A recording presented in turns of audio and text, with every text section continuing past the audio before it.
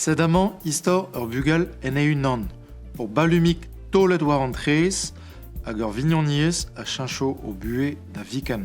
Setu ar pez o voyan de len war golo drek an albumman, en bannet neus kepelzo gant timilan.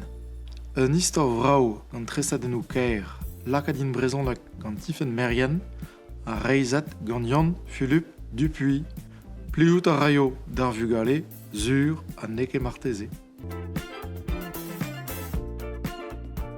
Ar prinz bihan, sedae a leor troet ar muian bet a ber, goude ar Bible, gant ouspenn c'hwer kan yez.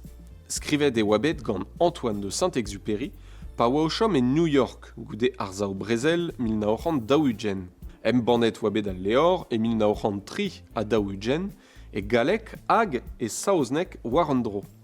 Bez ez eus deus outan e brezhoneg a bawe pelzo, pe gwir e oa bet troet evit ar wech kentan, gant Pierret Kermoal e 1900 piarzek a triugen hag em bannet gant preder.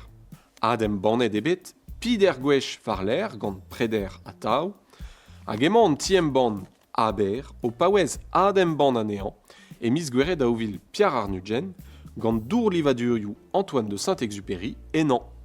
Ul leor a feson da lenn do pugale, evit o lakad da invreal a da brederiain en ur chilav tro youker ar prinz bihan. A dior da rout, e oabet en rolet ebe e stum leor a audio gant audible gant mouez azenor kalak. Ur guden a vue pe a varo oa witan. A boan mam boa dour evit eiste. En nos kentan, neun, e kouskiz war an trez. Mil diouz pep douar an ezet. Groenland, Syria, Breizh, setu bedou newe pe mot newe, dispaket amman gant Pascal an intanf. Seiz dan evel en ol, a bop a dan evelik vihan ou digeri ar jeu dermat.